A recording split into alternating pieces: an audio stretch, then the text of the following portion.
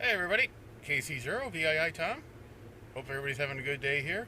Got a little project we're going to try today. The front of the camper, we'll get in here out of the wind, is a 1990 Chevy G30 van style chassis.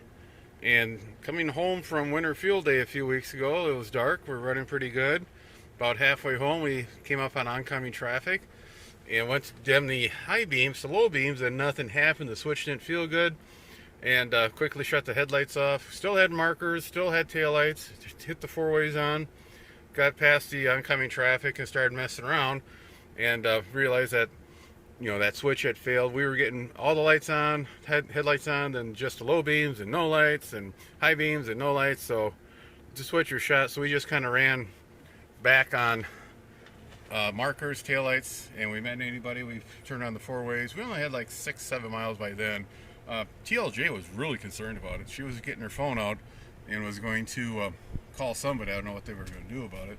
But the actual switch is located down here at the base of the steering column. There's a metal rod that comes up, and you're actuating the switch from the turn signal. Now, when you do a search on the internet for any type, for this problem, you type in, headlight switch, high beam, low beam, or dimmer switch. I found a lot of videos about replacing this switch, and on the dimmer for this, or the dash, and for the dome lights is here. Some of the Chevy products have it here. There was one good video, the guy narrated everything real good, but it was either shot of the seat or his foot or his forehead. But I think I got an idea what we're going to do here. Okay, the actual switch looks like so. It is mounted on, like I said, that column like so. There's a rod that goes down here, and if you can't do it one-handed, but once we get the kick panel off, I'll show you. You can hear that click. We're not getting that. So what we're going to have to do is take this panel off, and I think we're going to have to drop down the steering column a little bit so we can get to it, and we'll get back to it. I don't have enough, my hands are too big, there's not enough room to actually get in there and do it, so we're going to have to pull that down. So, yeah, okay, you can see where the switch is here, and try to get in a little closer. So this is the wire that runs the headlights, and if we toggle this, you can see where it's trying to, but it just can't quite make it. So, looks like we're going to have to take, there's a bolt here and a bolt here, drop the unit down, because like I said, there's not enough room to get my hands up in there to get to that. So yeah, you can see better now. We got some of the wires moved out. Wiring harness goes in for the headlights. The little plungers right here. Okay, as you can see, we had to take, this must be the breakaway, they call it, in case you had an accident. These little guys will shear off, kind of give you room so you don't impale yourself on it.